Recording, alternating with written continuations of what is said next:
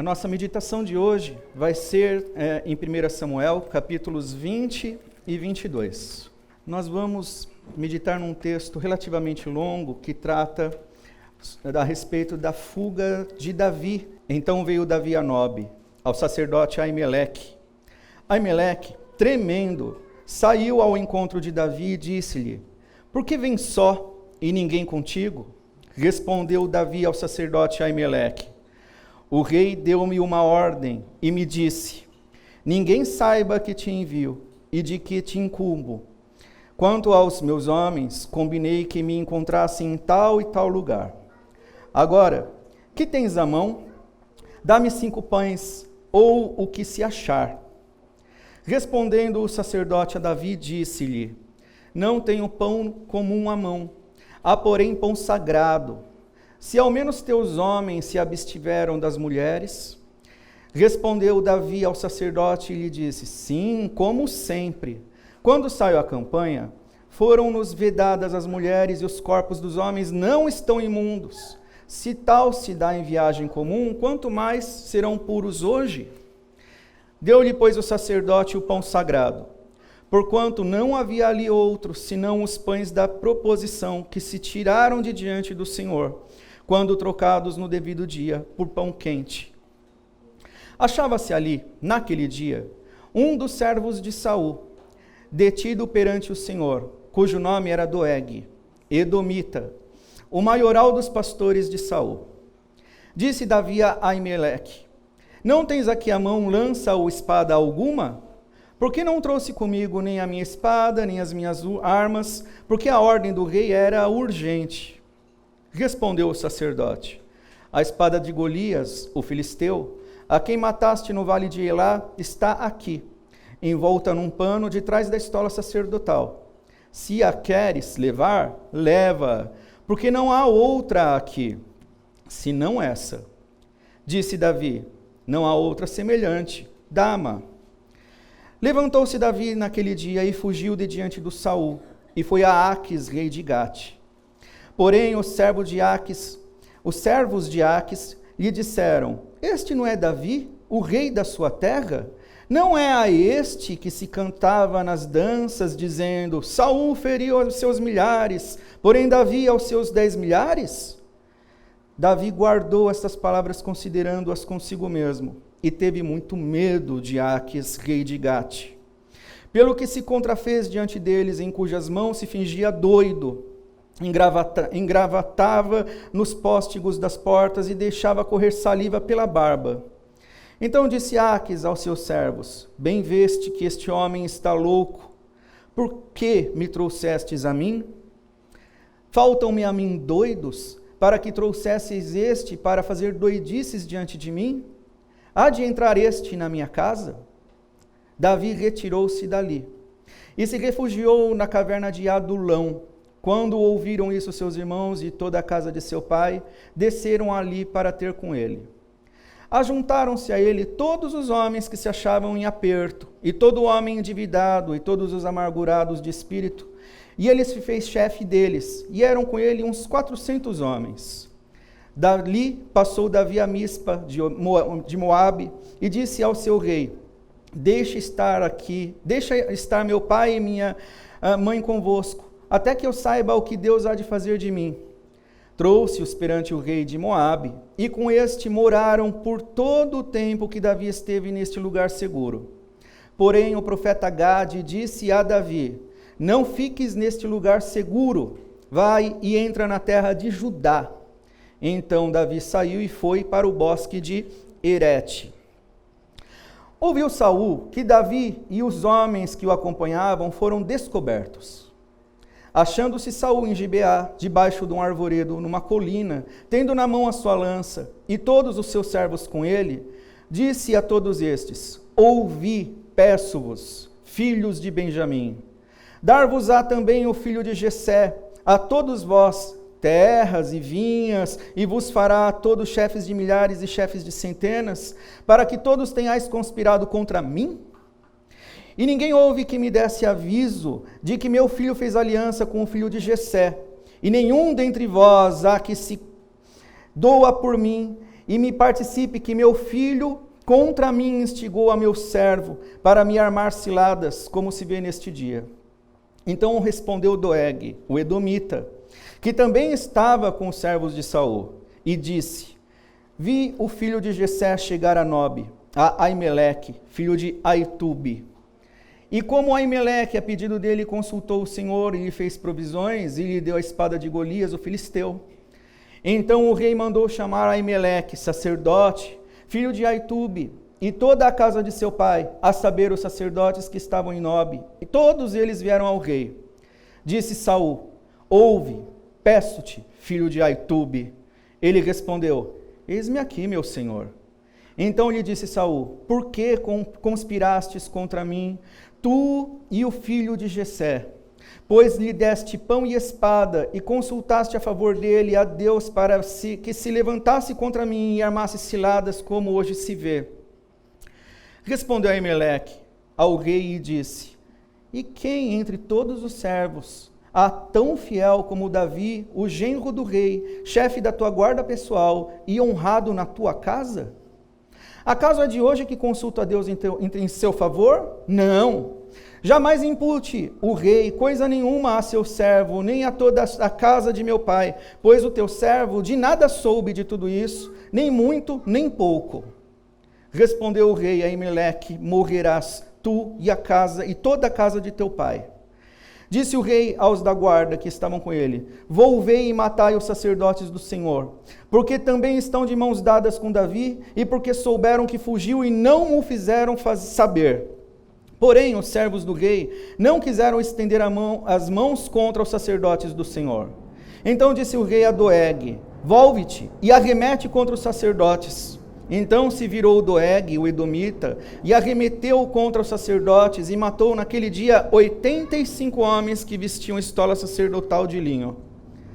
Também a Nobe, cidade desses sacerdotes, passou o fio de espada a homens e mulheres, e meninos e crianças de peito, e bois e jumentos e ovelhas. Porém dos filhos de Aimeleque, filho de Aitube, um só, cujo nome era Abiatar, salvou-se e fugiu para Davi. E lhe anunciou que Saul tinha matado os sacerdotes do Senhor. Então Davi disse a Abiatar: bem sabia eu naquele dia que, estando ali Doeg, o edomita, não deixaria de o dizer a Saul: fui a causa da morte de todas as pessoas da casa de teu pai. Fica comigo, não temas, porque quem procura a minha morte, procura também a tua. Estarás a salvo comigo. Amém, irmãos, até aqui, vamos orar. Senhor Deus Todo-Poderoso e Santo, acabamos de ler, Senhor, um grande trecho da Tua Palavra, que narra a perseguição a Davi por Saul. Cremos, ó Deus, que o Senhor é quem inspirou esse registro. E nós estamos reunidos aqui, conforme a Tua vontade, para adorá-lo, para tributar culto ao Senhor, e também para ouvir a Tua Palavra. Então nós suplicamos que a Tua vontade se faça, que o Teu Santo Espírito nos ilumine, nos dê conhecimento dos mistérios, da Tua sabedoria, da Tua instrução, que vem da Tua Palavra, a fim de que a Tua igreja seja edificada, a fim de que cumpramos a nossa missão que foi a nós confiada. Abençoa-nos e edifica-nos essa noite, eu te peço. Eu sou apenas um instrumento pecador, mas o Teu Santo Espírito, Senhor Deus, peço, faça uso da minha vida, e que o nome do nosso Senhor e Salvador Jesus Cristo seja mais uma vez proclamado aqui neste lugar, e que o Senhor seja adorado por todos nós. No nome de Jesus, nós oramos agradecidos. Amém. Amém, meus irmãos. Bastante texto, então isso exige bastante estudo e bastante cuidado na análise do texto. Sobre narrativas bíblicas, e esse texto que nós lemos é uma narrativa, é uma descrição sobre acontecimentos históricos, muitas coisas estão descritas aqui, provavelmente um período de história não muito curto, pode ser até que sejam alguns anos. Então, sobre narrativas bíblicas, como Igreja de Cristo, nós somos portadores e somos difusores da graça de Deus. Nós proclamamos que toda a Escritura é divinamente inspirada, conforme ele diz em 1 Timóteo 3,16. E, portanto, a narrativa que nós lemos usa do enfoque de um período na vida de Davi sob perseguição de Saul para nos comunicar verdades que vão além desses fatos ocorridos em Israel por volta de 3.100 anos atrás. Por meio de registros como esse, Deus se comunica conosco de uma forma eficaz para que seus propósitos e decretos se cumpram.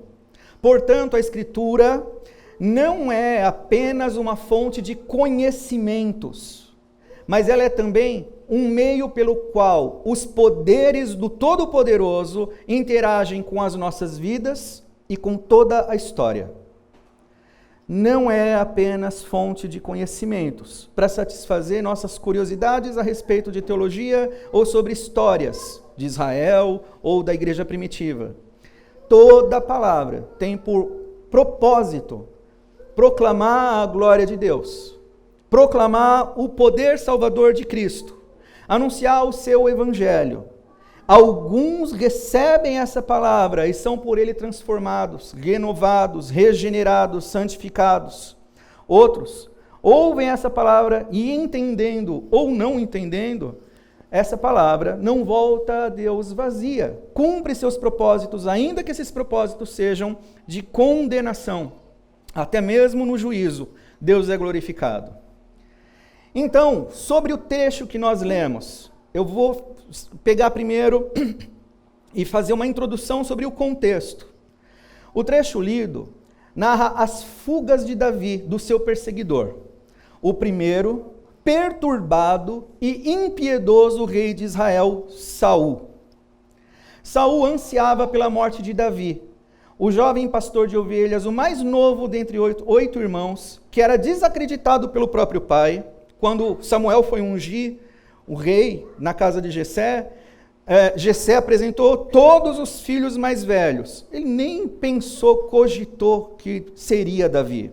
Desacreditado pelo pai. E pelos irmãos mais velhos também. Mas Davi era experimentado, defensor dos rebanhos que lhe eram confiados.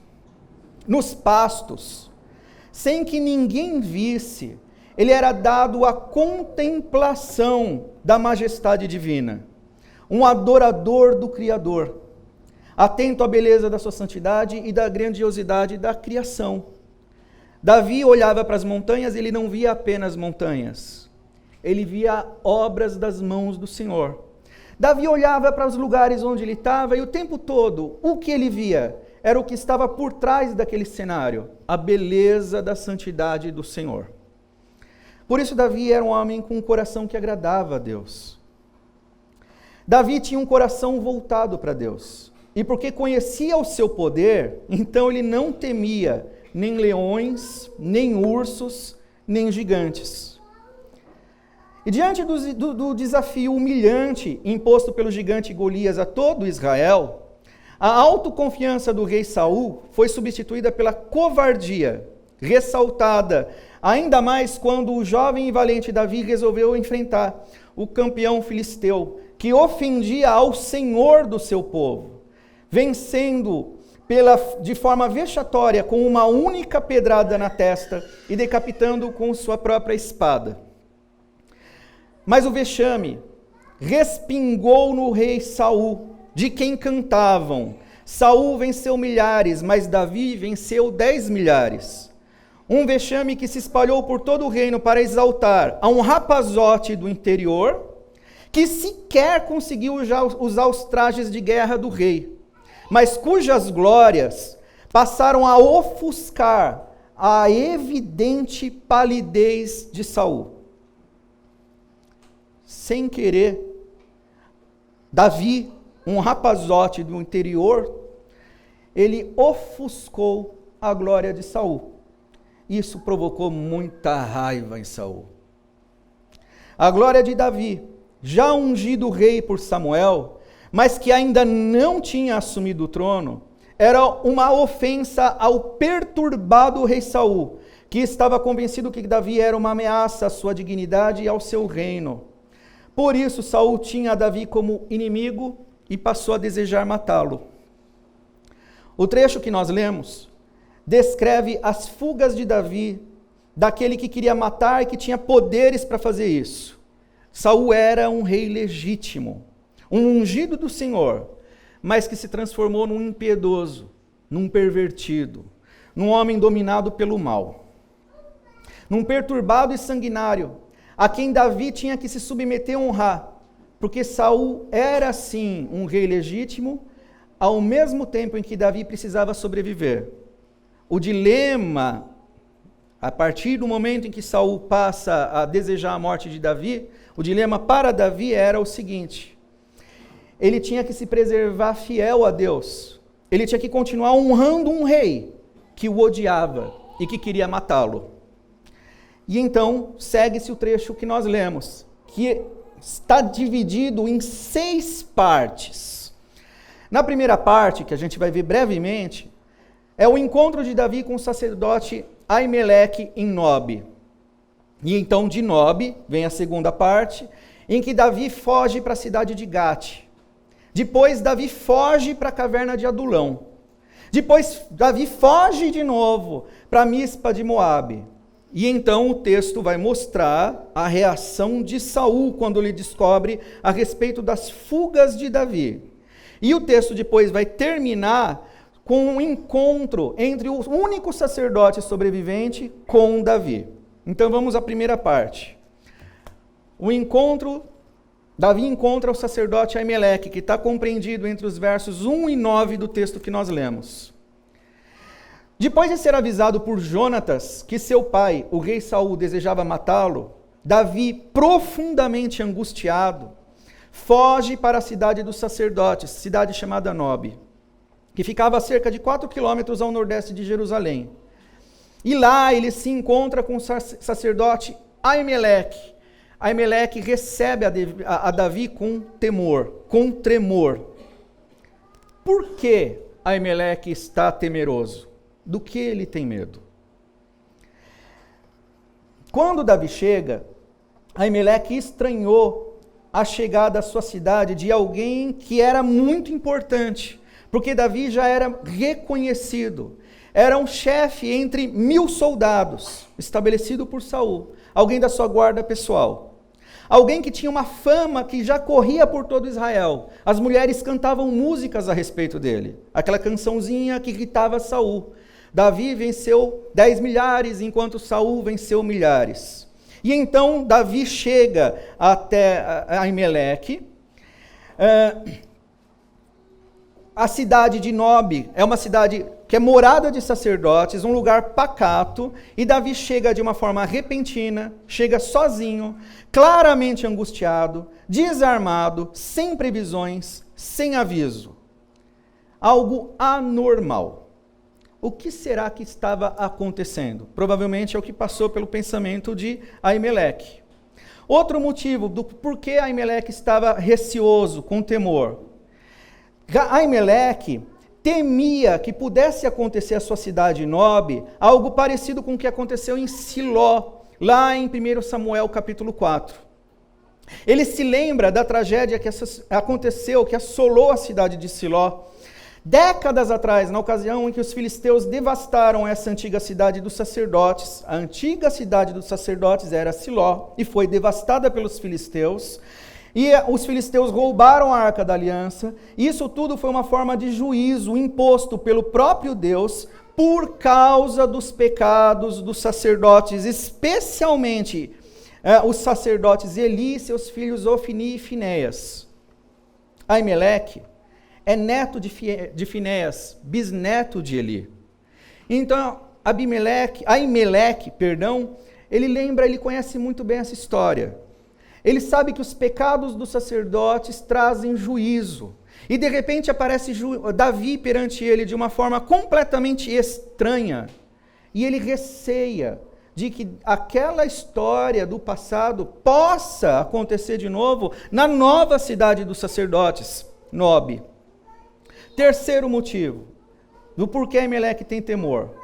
Talvez a chegada de alguém como Davi, da forma como chegou, tenha reacendido alguns temores em Ameleque, pois o Senhor havia dito por um profeta ao seu bisavô Eli, que nenhum da sua família chegaria à velhice. Está registrado em 1 Samuel 2,31.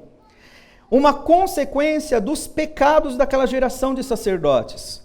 E por causa dos seus temores, Ameleque, diferente dos seus antecessores, ele procurava ser fiel. Mas quando Davi chega diante dele, ele tem um receio. Será que essa palavra, esse juízo vai se cumprir? Será que chegou o meu tempo? Então, Ameleque faz a pergunta, por que você vem só? Ninguém está com você. E aí, então, Davi responde essa pergunta, mentindo. Davi está sozinho, talvez provisoriamente sozinho, e ele mente. Sobre algumas ordens, ele alega que recebeu algumas ordens do rei Saul.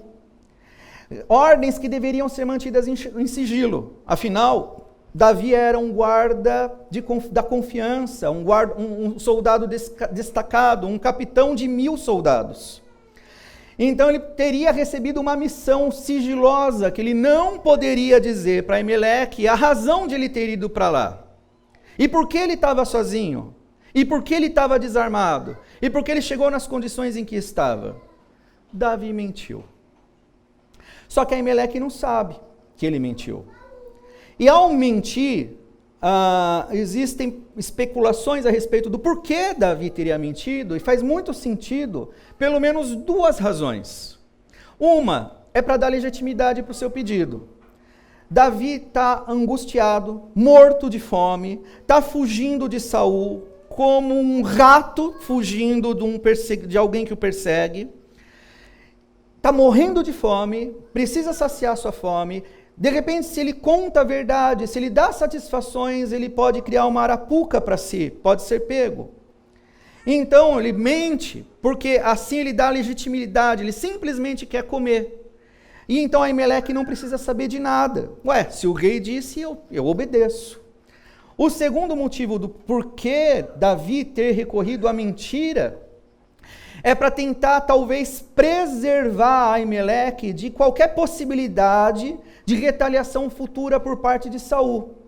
Porque se Ameleque não sabe de nada, por que Davi está lá, por que Davi precisa de ajuda, ele desconhece os motivos, ele passa a não ser culpado.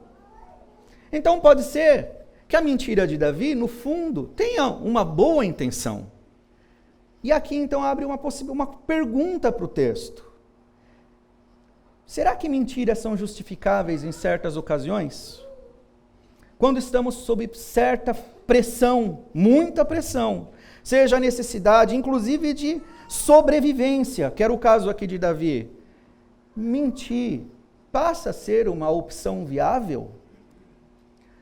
O texto não vai fazer juízo de valor, pelo menos não de uma forma clara ou óbvia, mas o discorrer da história nos apresenta a solução. O uso de da mentira por Davi, ao afirmar que ele estava cumprindo ordens do rei, se mostrou perniciosa.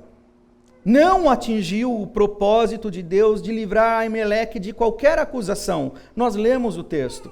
Ameleque morre no final. Mas, pelo contrário, pode ter contribuído para que mais tarde Saul a aniquilasse.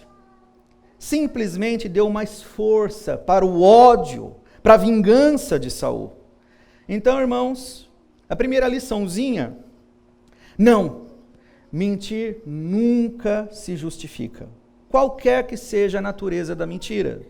Entendemos a necessidade de Davi, precisamos nos colocar em seu lugar para sentir o seu drama, e nós muitas vezes vivemos as nossas histórias e os nossos dramas e somos pressionados a cometer algum tipo de deslize, algum tipo de pecado, mas nada justifica qualquer pecado. Mais para frente a gente vai tratar disso um pouquinho mais a fundo. E então, Davi mente, dizendo essa história toda, essa lorota, porque ele pede alimento à mão pão à mão. A ideia aqui, quando Davi faz esse pedido, que está no verso 3, é de que ele precisa comer alguma coisa imediatamente, ele está com pressa, ele está fugindo. Ele precisa continuar a sua fuga, então precisa comer algo rápido. Então ele pede algum pão que esteja à mão ao sacerdote Aimeleque. 5 pães. Representam provisões para alguns dias para alguém que está, para um refugiado que está faminto. Ou então pode representar provisão para 1 ou 2 dias para um pequeno grupo de soldados. Aimeleque responde: não tenho pão à mão. Ou seja, não tem comida nenhuma que esteja pronta para você comer agora. A única coisa que nós temos pronto, que é comida, são os pães sagrados, os pães da proposição, que são os 12 pães que eram consagrados no lugar santo, no tabernáculo, e que somente os sacerdotes podiam comer. Davi não era sacerdote, Davi não podia comer desses pães. Mas era a única opção. Parece que Aimeleque se comoveu, se compadeceu com a necessidade de Davi.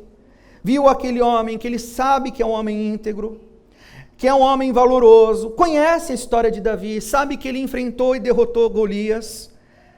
E então ele oferece essa opção dos pães da proposição. Mas Aimeleque é uma pessoa que se preocupa muito com os pecados sacerdotais, porque tem uma sombra do passado que o perturba. Eli, Ófine, Finéias. E então ele se preocupa, antes de entregar os pães para Davi, ele exige, ele pergunta se Davi e seus companheiros de campanha, os rapazes que eventualmente o acompanham, ou com quem ele se encontraria, estivessem praticando, porque eles estão numa campanha militar, em abstinência sexual. Parece estranha essa exigência, mas é um mínimo de uma consagração, um mínimo que ele encontrou para exigir daquelas pessoas, para entregar para eles algo que era sagrado. Não dava para ser de qualquer forma. E então, Davi confirma que sim, e a gente percebe nessa parte que realmente Aimeleque é um sacerdote receoso, com possíveis consequências punitivas por uso indevido das coisas santas. Aimeleque é um homem impiedoso. Aimeleque é alguém que procura ser fiel ao Senhor. Outra coisa muito interessante nessa passagem, a gente vai fazer um pequeno recorte, é que Jesus Cristo, nosso Senhor, cita esse episódio. Está registrado em 3 evangelhos, e especificamente vou mencionar aqui Mateus 12, 3 e 4. O Senhor corrige os fariseus que censuravam os seus discípulos porque eles estavam colhendo espigas num dia de sábado. Eles queriam comer no sábado e estavam colhendo espigas, logo, se eles estavam colhendo espigas, eles estavam trabalhando, o que é proibido. Não pode trabalhar no sábado. Então os fariseus, que ficavam procurando o tempo todo motivos para desqualificar Jesus, pegaram nesse ponto para tentar acusá-lo. E então, porque no entendimento dos fariseus, as estruturas religiosas, elas devem ser inflexíveis. Não se deve, por exemplo, fazer trabalho nenhum nos sábados. Deve-se ser impecável com todos os detalhes litúrgicos, com todos os símbolos da religião. Só que, por outro lado, eles mesmos se excluem dos encargos que eles costumavam impor às outras pessoas. Só que Jesus corrige essa visão distorcida sobre as coisas de Deus. Ele explicou que assim como Davi comeu um pão que não era por princípio destinado a ele, o princípio da misericórdia, ser mais importante que holocaustos, se aplica tanto no fato de Davi comer um pão que não podia, como no fato dos seus discípulos colherem e trabalharem num sábado para matarem a sua fome. Jesus explica: a misericórdia é maior do que sacrifícios. Davi estava morrendo de fome, então era justo. Na verdade, Jesus está assinando embaixo do que Aimeleque fez, quando entregou para Davi os pães que ele não poderia comer.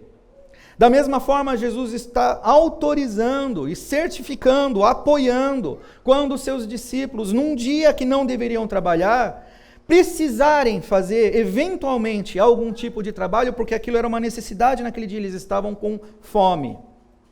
É a questão, o critério da misericórdia.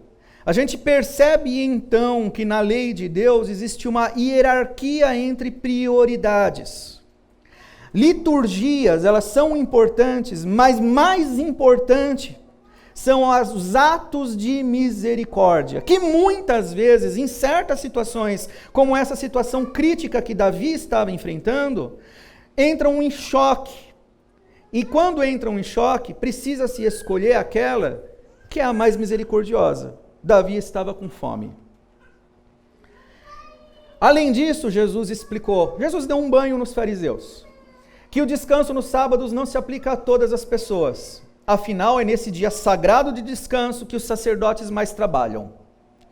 E por fim, Jesus Cristo disse que ele é maior do que o templo e maior do que o sábado. Ele é o Senhor do sábado. E Jesus usa de misericórdia com todos que se achegam a ele. Então essa é a regra principal. Nas nossas relações, a partir da nossa devoção a Deus com pessoas, misericórdia. Quando então Davi está lá conversando com Aimeleque, tem uma testemunha, tem uma pessoa que é na verdade um problema, está lá. É um prisioneiro em Nob. Estava lá, verso 7 diz que Doeg, Edomeu, estava preso naquela cidade. E ele testemunhou a conversa entre Davi e Aimeleque. E esse Doeg era o chefe dos pastores de Saul. Não era israelita, era um edomeu. Então ele presenciou tudo isso, e esse personagem daqui a pouco vai se transformar num personagem importante no desenrolar dessa história. Depois de ter comido, Davi então provavelmente depois de ter comido, ou ainda comendo, porque ele está com muita pressa, Davi então pede a Aimeleque se ele tem lá alguma arma. Porque ele explica, continua a sua mentira, a sua farsa, dizendo que como ele saiu correndo, a ordem do rei era urgente, então ele saiu do jeito que estava, sem comer, sem se preparar, sem avisar ninguém e desarmado. Então ele chega aqui na cidade de Aimeleque e pede se ele tem uma arma, uma espada. E tem lá, a espada que ele tem lá é justamente a espada de Golias. Icônico, simbólico, a espada do gigante que o próprio Davi matou. Foi dada a Davi a espada de Golias e Davi continua a sua fuga. Ele se dirige a Gate. Davi então retoma a sua fuga, porque Saul está no seu encalço e Davi não poderia ficar muito tempo numa cidadela que é pacífica, a cidade dos sacerdotes, onde está aprisionado uma pessoa que é leal a Saul. Se ele ficasse ali, ele seria uma presa fácil. Davi está desprotegido, Davi precisa continuar fugindo. E ele se direciona para a terra dos filisteus. O que parece, à primeira vista, não fazer nenhum sentido. Mas faz, vamos ver por quê. Para qualquer pessoa, pareceria muito improvável que o matador do campeão filisteu se refugiasse justamente na terra do gigante filisteu. Davi não era pessoa grata naquele lugar. Davi acabou há pouco, não foi agora há pouco, mas anos atrás, matou o gigante daquela terra, fugindo do seu rei, ele vai se refugiar justamente na terra do seu inimigo. Parece ser muito improvável, não faz sentido, mas Davi era um sujeito muito perspicaz. Ele sabia o que ele estava fazendo.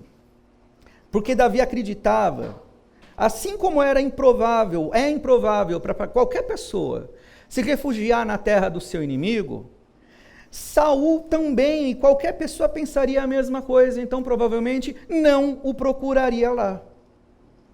Na verdade, dentre os inimigos, nesse momento, os filisteus parecem ser os menos piores. os menos perigosos. Por quê? E Davi está desesperado. Davi é um homem valente, hábil em guerra. Enfrentava leões, ursos, matou um gigante, mas ele não ousa fazer isso contra Saul. Para quem matou Golias, parece que seria mais fácil enfrentar Saul. Nem Saul ousou enfrentar Golias. Davi enfrentou Golias, mas Davi não enfrenta Saul. Por quê? Será que Davi de repente ficou covarde? Não, irmãos. É porque Davi era crente. A justificativa para Davi enfrentar Golias foi a seguinte: esse incircunciso filisteu veio afrontar os exércitos do Deus vivo. Enfrentar Golias era uma questão de fé, de glorificação ao seu Deus, ao seu Senhor. Era uma questão de honrar o Deus do seu país, da sua pátria. Só que Saul, e Davi teve a oportunidade de matar Saul. Em Saul, Davi não ousava tocar. Porque mesmo Saul, sendo alguém pervertido, mal, dominado pelo ódio, ele era um ungido do Senhor. Um rei constituído, estabelecido pelo Deus a quem Davi adorava e conhecia. Então, se insurgir contra Saul, em último caso, era se rebelar contra o seu Deus a quem ele servia. Então, filisteus, Golias, Davi enfrentava. Saul ele não podia. Saul estava no encalço de Davi. Qual era a única então opção que Davi tinha diante de Saul? Pernas para que te quero. Não vou enfrentar esse homem. Eu até poderia enfrentá-lo. Talvez ele o venceria, mas ele jamais levantaria a sua espada contra Saul, por causa da fé. Perceba, irmãos, que Davi pecou, mas Davi era um homem falho como todos nós, mas ele era acima de tudo movido pela sua convicção, pela sua fé. Ele conhecia o seu Senhor, conhecia o seu Salvador. Ele estava desesperado, mas ele estava disposto a enfrentar o desespero e os seus tormentos, mas não abrir mão da sua fé. Então Davi foge para Gate, terra de Golias, terra dos filisteus. E quando ele chega lá, Davi tem um problema muito grande. Estamos falando aqui de 3.100 anos atrás. Não existia rede social, não existia fotografia, mas Davi era uma figura que todo mundo conhecia. Ele era cantado por todos. A Bíblia descreve Davi, rapazinho ruivo, de gentil presença, de olhos bonitos. Então era uma pessoa que não era comum. Qualquer lugar que Davi chegasse, ele era reconhecido. Ainda que ele estivesse nesse momento um maltrapilho, passando fome, roupa rasgada, todo sujo, onde quer que ele chegasse, Davi era uma pessoa conhecida. E então, Davi chegou em Gate e reconheceram ele. E ele passou a ser ironizado pelos servos do rei local, que passaram a instigar o rei contra Davi. E Davi, então, tem uma reação bastante peculiar. Ele sabe que ele não pode lutar, ele é minoria, ele seria presa fácil. Então, diante dessa instigação, dessas provocações, o cerco estava se fechando em torno de Davi, na terra dos filisteus também. Ele passa a se fingir de louco, com um objetivo. Ele queria perder a sua importância, diante de quem poderia tratá-lo como um troféu, ou como uma valiosa moeda de troca entre os filisteus e Saul. O rei Aques, então, diante da loucura aparente de Davi, Davi convenceu. Davi era bom. Então o rei Aques passou a descartar Davi, desprezou a Davi. Então Davi, de alguém que o cerco estava se fechando, passou a ser tratado como um nada na terra dos filisteus. Um estorvo, alguém que irritava, que andava babando, a barba dele toda babada, arranhando as portas, um maluco. Ele fingia bem. E então Aques o desprezou. E acontecem algumas coisas maravilhosas aqui. A gente está falando sobre a narrativa, sobre a história de Davi. Mas, paralelamente, o que é que Davi está fazendo? Nós somos servidos pelos salmos, textos que servem para a nossa edificação, textos que louvam a Deus, textos que glorificam a majestade e declaram, proclamam os atributos de Deus. E aqui, por exemplo, enquanto Davi estava se fingindo de louco e sendo coagido, perseguido, cercado pelos filisteus, por exemplo, ele escreveu os Salmos 34 e o Salmo 56. Fica a lição de casa para os irmãos lerem esses salmos. Inclusive, quando a gente lê esses salmos dentro do contexto, eles assumem um significado diferente. Porque a gente percebe o que Davi estava sentindo, o que Davi estava passando. E o que é que ele fazia quando ele estava sendo esmagado pela perseguição? Adorava a Deus. Não perdeu em momento nenhum a consciência de quem Deus era. E não tirou em momento nenhum os seus olhos do seu Senhor e do seu Salvador. Aos olhos dos filisteus se fingiu de louco, mas os olhos de Davi estavam no Senhor. Por exemplo, eu separei aqui alguns versos de alguns salmos. Perdão, irmãos. No Salmo, por exemplo, 34, versos 4 a 9. Busquei o Senhor e Ele me acolheu. Livrou-me de todos os meus temores. Contemplai-o e serei iluminados, e o vosso rosto jamais sofrerá vexame. Olha Davi se fingindo de louco, sendo escarnecido pelos filisteus, escreve isso. Clamou este aflito e o Senhor o ouviu e o livrou de todas as tribulações. Davi está sendo caçado que nem um rato, tanto por Saul como também pelos filisteus que estão pressionando ele. Clamou este aflito e o Senhor o ouviu e o livrou de todas as tribulações. O anjo do Senhor acampa-se ao redor dos que o temem e o livra.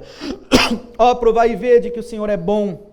Bem-aventurado o homem que nele se refugia. Temei o Senhor, vós, os seus santos, pois nada falta aos que o temem. Olha o contexto de Davi e olha o que ele escreve. Olha como era a fé desse homem. Triturado, cercado, passando fome, ele adorava ao Senhor. Continuando, enquanto Davi está sofrendo essa dura tribulação, interiormente a sua alma é depurada na perseverante contemplação ao Senhor, da sua confiança e objeto do seu amor. Se tem uma coisa que não esfriou em Davi, pelo contrário, foi se depurando, foi o seu amor por Deus. E então, como nós vimos, o rei aqui de Gate, Aques, despreza Davi, e por ter desprezado a Davi, então ele se vê livre para poder continuar a sua fuga. E agora ele foge para uma caverna de Adulão. Capítulo 22, versos 1 e 2 descrevem isso, nós lemos já.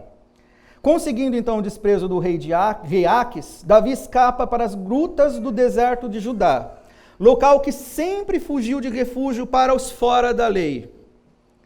Aqui Davi compõe o Salmo 142. Olha onde Davi está, num deserto, morando com pessoas que não são o melhor tipo de pessoa, os foras da lei. E ele escreve assim: ao Senhor ergo a minha voz e clamo, com a minha voz suplico ao Senhor, derramo perante ele a minha queixa, a sua presença exponho a minha tribulação. Quando dentro de mim me esmorece o espírito, conheces a minha vereda, no caminho em que ando me ocultam armadilha. Olha à minha direita e vê, pois não há quem me reconheça, nenhum lugar de refúgio, ninguém que por mim se interesse. A ti clamo, Senhor, e digo, tu és o meu refúgio, o meu quinhão na terra dos viventes. Ele fala com propriedade, irmãos. Atende o meu clamor, pois me vejo muito fraco. Livra-me dos meus perseguidores, porque são mais fortes do que eu. Tira a minha alma do cárcere, para que eu dê graças ao teu nome. Os justos me rodearão quando me fizeres esse bem. E o que acontece, irmãos? Ele escreve esse salmo, e lá na caverna de Adulão, se aproxima, se achega a ele, começa a ter umas mudanças na vida de Davi. Se aproximam dele primeiro a sua família. Ficam sabendo que ele está lá, e se achegam a ele. Depois, se aproximam as pessoas que também moravam naquela região os foras da lei. Ainda que Davi fosse um refugiado, um errante, sua fama o acompanhava onde quer que ele fosse. Davi então era facilmente reconhecido. Seus feitos eram cantados por Israel e suas descrições físicas eram amplamente conhecidas. Não era fácil para Davi esconder-se e por isso não haviam lugares seguros para ele. Mas em Adulão, 400 pessoas improváveis se juntaram a Davi, que era um líder ungido por Deus. Agora acompanhado de um material humano ruim, gente de qualidade duvidosa, de onde foi formado um exército de leais. Aqui em Adulão, Davi formou um exército. E um exército formado por pessoas que não era o melhor tipo de pessoa, mas que veio a se tornar o melhor dos exércitos. É uma analogia, é um tipo, é uma forma, é uma ilustração real, histórica, aconteceu. Mas que a gente pode dizer é a igreja. Pecadores que são juntados por Deus, pessoas imprestáveis perante sua santidade, mas que são regeneradas, recebem uma nova vida e são agregadas na sua presença e transformadas num exército que serve ao Senhor. E é o exército dos que antes eram excluídos. Aqui Davi escreve mais um salmo, 141. Senhor, a ti clamo, dá-te pressa em me acudir, inclina os ouvidos à minha voz quando te invoco, suba à tua presença a minha oração como incenso, e seja o erguer das minhas mãos como oferenda vespertina. Davi perseverou na sua fé, e aqui as coisas mudaram na vida de Davi. E ele vai para um outro lugar, quarta bloco do nosso texto aqui, ele vai para Mispa. Mesmo sob pressão e perseguição, Davi cuida dos seus familiares. Seus familiares se achegaram a ele, Davi está sendo perseguido, está escondido nas cavernas, e juntam outras 400 pessoas, e Davi fica preocupado com seus familiares, não com ele mesmo. Ele sabe que Saul não mataria somente a ele, mas também a toda a sua parentela. Então, se Saul chegasse até onde eles estavam, Saul não mataria apenas Davi. Davi mata todo mundo. Então, Davi vai para esse lugar, Mispa, porque esse é um lugar considerado seguro. E lá, então, ele aguarda uma instrução divina a respeito do que Deus quer da vida dele. Ele sabe que seus familiares estão seguros. E ele lá, num lugar seguro, ele aguarda que Deus fale com ele. E Deus então usa um profeta e instrui Davi para ir para Judá. Lá em Judá, Davi terá futuros confrontos, serão as pregações que virão, dando sequência a nossas pregações em sequência. Então, o lugar de Davi, agora com um exército fortalecido, era guerreando em batalhas por Israel e pelo Senhor, não num lugar seguro. Davi deixou seus familiares num lugar seguro e prosseguiu sua jornada agora para Israel, porque agora é a hora de luta, de guerra. Ele tem um exército. Agora então, a reação de Saul, capítulo 22, dos versos 6 a 19. Saul fica sabendo de tudo isso. E em meio à campanha de caça a Davi, evidentemente frustrado porque o seu desafeto ainda estava livre e se escondendo, Saul intimida aos seus principais, os líderes dos seus exércitos, os seus capitães, porque ele conclui que só era possível Davi ainda estar vivo por causa das conspirações de Davi com Jonatas. Jonatas, filho de Saul. E provavelmente, possivelmente, essas conspirações só estavam dando certo porque seus capitães, seus líderes da sua confiança, provavelmente eram complacentes, faziam vistas grossas. Então Saul ficou furioso e passou a intimidar essa gente. Só que dentre esses capitães, agora estava Doeg, aquele prisioneiro, lembra de Aimeleque? Aquele que testemunhou a conversa entre Davi e Aimeleque. Ele era o encarcerado de Nob, agora ele estava livre, porque provavelmente se passou algum tempo. Não sabemos dizer quanto tempo passou, mas talvez 1 ano, 2, não sei. Mas passou um tempo e esse homem não está mais preso e agora ele já está junto de Saul de novo.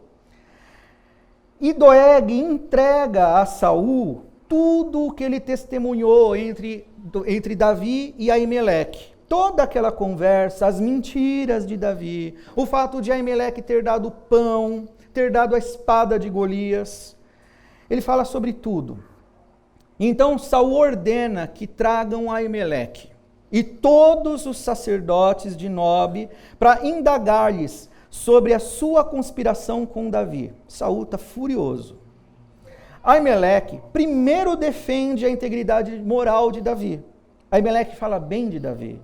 Não há homem fiel como Davi, é o que o texto diz. E em seguida, nega qualquer conspiração, alegando desconhecer qualquer coisa sobre essas indagações. É verdade. Foi exatamente o que Davi falou. Você não vai saber de nada, é segredo, não vou te falar. Só que Davi falou que isso era a ordem do rei. Foi invenção de Davi. Mas o fato é que Aimeleque realmente não sabia de nada. Esse era mesmo o intento de Davi quando disse, mentindo, que Saul exigiu segredo sobre sua missão em Nob. Mas Saul, e o texto tem um detalhe, a gente às vezes lendo os textos precisa pegar alguns detalhes, porque nessa narrativa tem muitas expressões com ponto de interrogação, ponto de exclamação ou ponto final. Aqui, pela maneira como está escrito, parece que Saul está frio, gelado, impassivo. Ele, de forma fria, seca, ele diz que todos eles morrerão. E ordena a sua guarda que mate a todos aqueles sacerdotes, de uma forma fria, calculada, maldosa, consciente do mal que está fazendo. Mas a sua guarda não obedece a Saul. A autoridade de Saul está por demais desgastada. E não houve nenhum israelita disposto a acatar esse tipo de ordem. Mas no meio deles tinha Doeg, o Edomeu, que não era israelita. E então foi dado a Doeg, esse cagueta, que estava preso lá com Abimeleque, e que entregou toda a conversa entre Davi e Aimeleque. Então Edog foi quem naquele dia matou todos os 85 sacerdotes. E provavelmente de Nob, e provavelmente no dia seguinte, ou logo em seguida, matou toda a população daquela cidade sacerdotal. Homens, mulheres, crianças, jovens, velhos, incluindo os animais. Exterminou completamente aquela cidade. E aí se comprovou, se confirmou, que os temores de Aimeleque se cumpriram. O temor de que o que aconteceu em Siló viesse a acontecer em Nob, realmente aconteceu. A segunda cidade dos sacerdotes foi dizimada. Só que dessa vez, irmãos, os sacerdotes não pecaram. Nesse contexto, Davi escreve mais um salmo. 35. Espírito de guerra. Contende, Senhor, com os que contendem comigo. Peleja contra os que contra mim pelejam.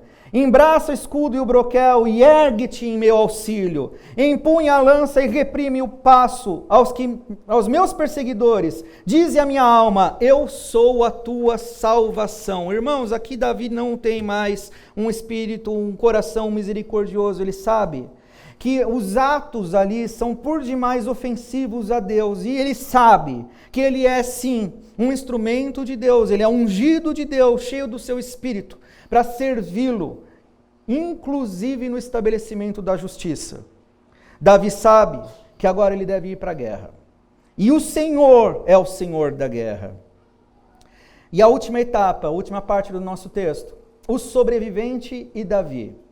Doeg matou todos os sacerdotes, exceto um.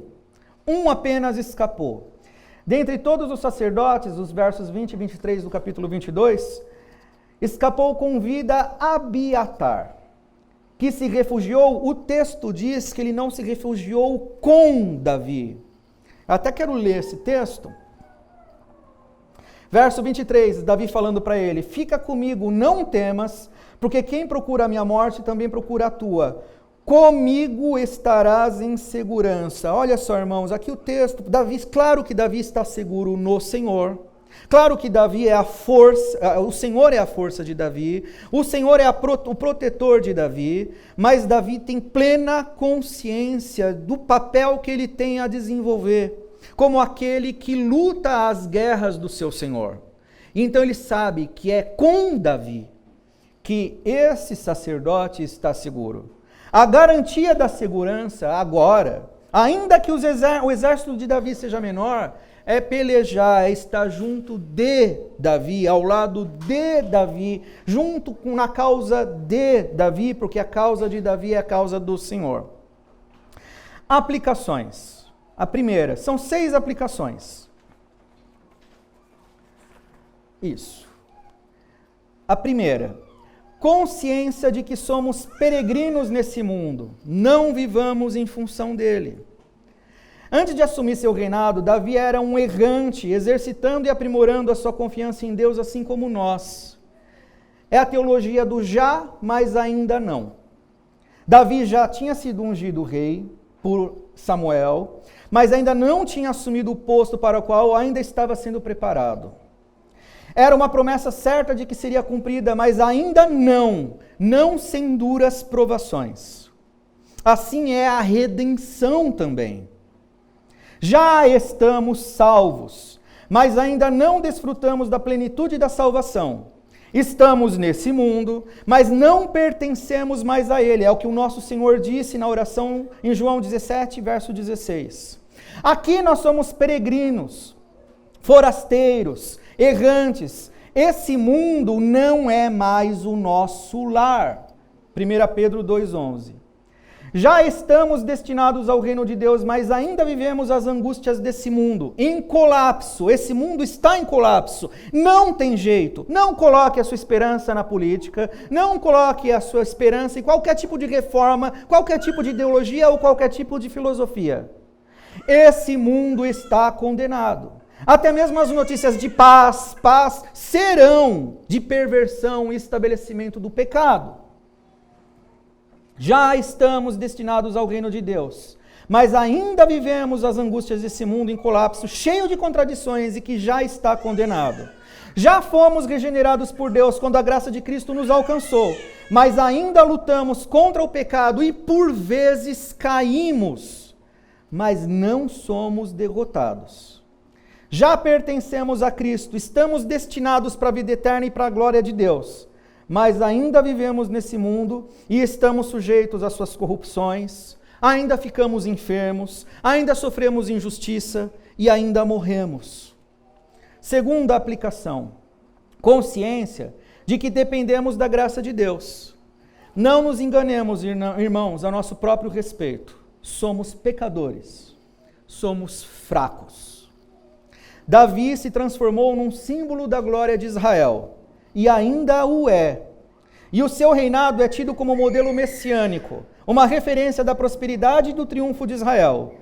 Contudo, Davi, apesar de muito virtuoso, de ter profunda fé no Senhor e de ser um adorador consistente, ele era falho, era pecador, recorrendo por vezes à arte do engano, da dissimulação e de mentiras, se achasse necessário para alcançar seus objetivos ou para preservar sua própria vida. Davi era um pecador. Ele não é o nosso modelo. Cristo é que é o nosso modelo. Em Davi nós vemos que até mesmo as nossas maiores virtudes humanas são arruinadas pela nossa incapacidade de não pecar.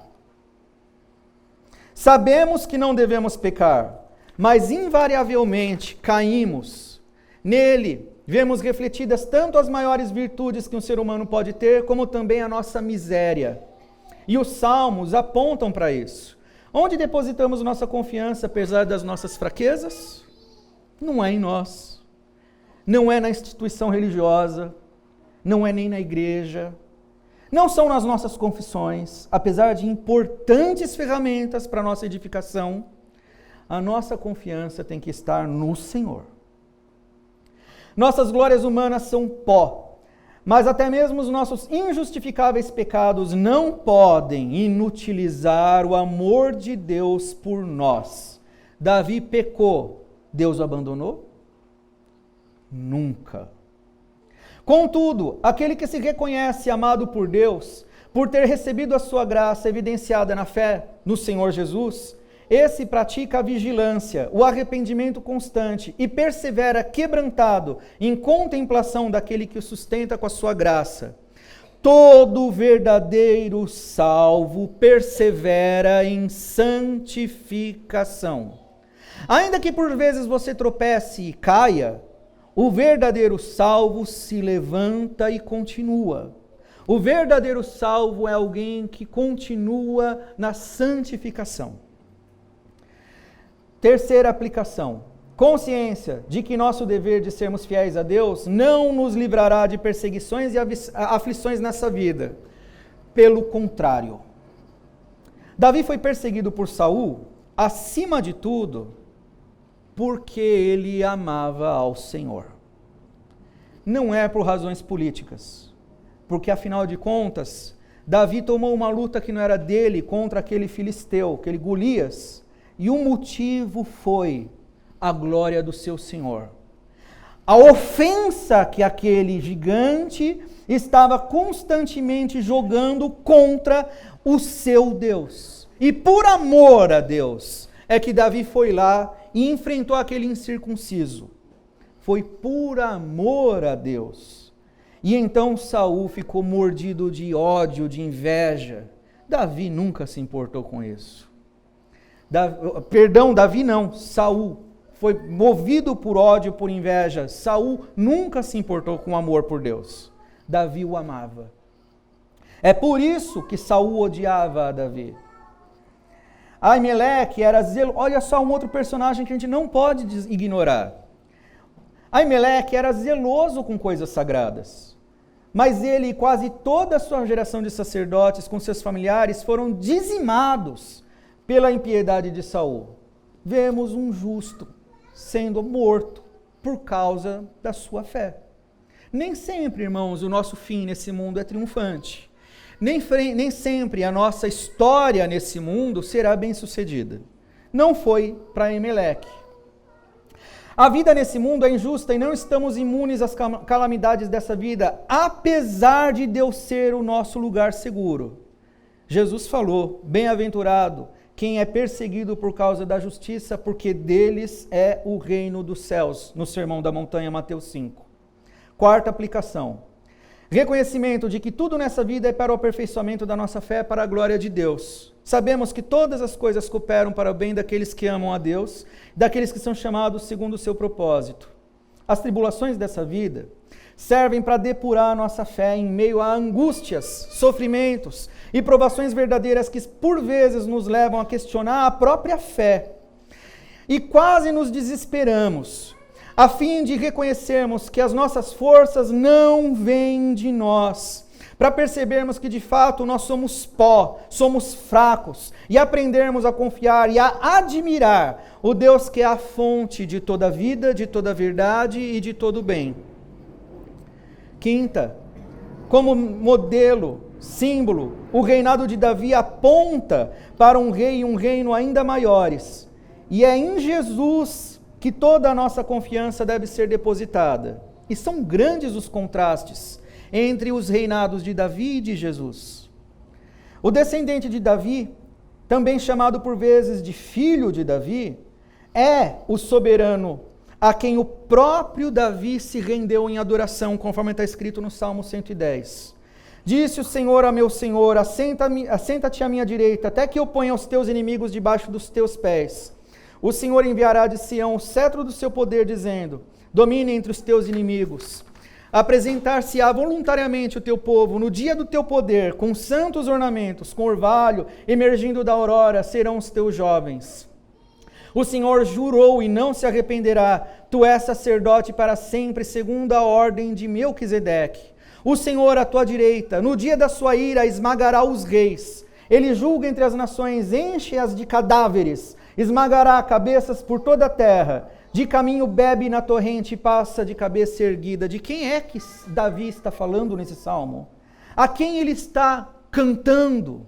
Quem ele está celebrando? A quem ele está contemplando, adorando?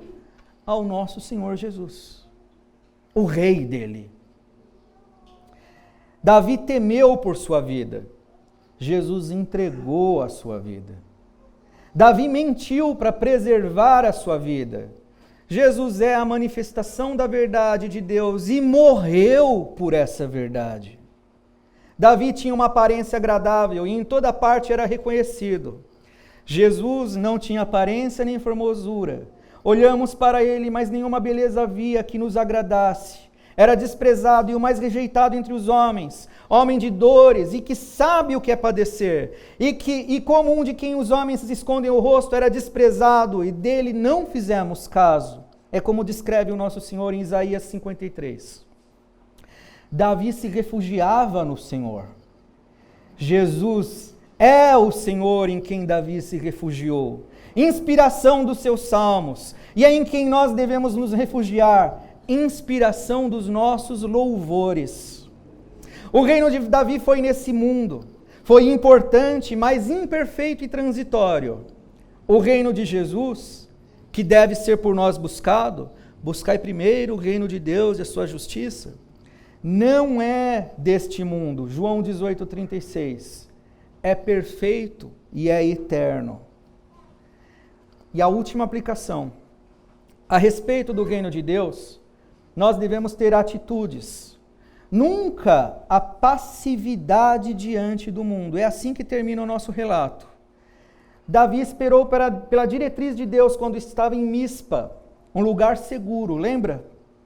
De lá a palavra recebida foi que ele deveria ir ajudar as pelejas com o seu exército de regenerados. Foi em Judá que Davi recebeu o único sacerdote remanescente. E lá ele assumiu as suas responsabilidades. Eu fui o culpado por tudo o que aconteceu, ele disse. O campo de ação da igreja é nas batalhas do mundo. Nunca numa redoma de proteção. Nunca entre quatro paredes. Porque nós já recebemos também uma ordem do Senhor. Toda autoridade me foi dada no céu e na terra. Ide, portanto, fazei discípulos de todas as nações, batizando-as em nome do Pai, do Filho e do Espírito Santo, ensinando-as a guardar todas as coisas que vos tenho ordenado. E eis que estou convosco todos os dias até a consumação do século. Essa foi a palavra do Rei dos Reis, a quem Davi se devotava. Para nós, vão. Amém.